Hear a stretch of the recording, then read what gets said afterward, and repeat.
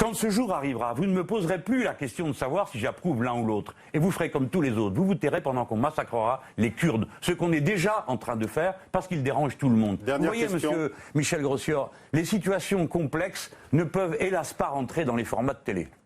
Très bien, on a essayé quand même. Oui, on a essayé, je pense que vous avez fait valoir votre point de vue. Je crois que c'était clair. En tous les cas, vous aviez déclaré en février dernier, je pense que Vladimir Poutine va régler le problème en Syrie. Vous le pensez toujours?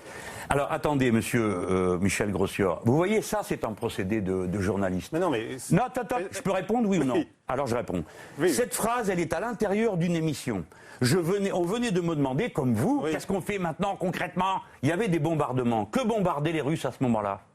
Non, mais je vous pose la question. oui. Quoi? Mais non, mais je... Eh ben, je vais vous le dire. Oui, ah oui, dites-moi. parce que vous n'en savez rien et vous lisez votre papier.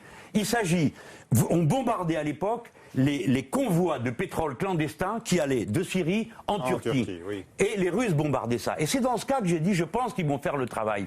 Et maintenant, je vais vous dire autre chose. Je n'ai aucune tendresse pour les islamistes qui se trouvent dans Alep-Est, parce que c'est eux qui ont assassiné les journalistes français.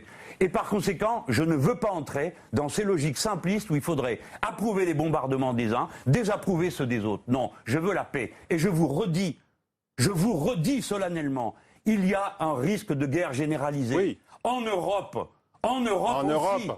En Europe aussi, car les bases qu'installent les États-Unis d'Amérique en Pologne et les troupes qu'ils déploient sur le terrain avec l'accord des Français sont une provocation anti-russe qui n'ont aucun intérêt stratégique et sont nuisibles aux intérêts de la France. Si vous voulez vous battre pour la paix, il faut être indépendant. Voilà ce que moi je défends dans cette campagne présidentielle. Et peu me chaud que les gens changent d'habit tous les jours. Moi, je ne change pas d'habit tous les jours. Voilà.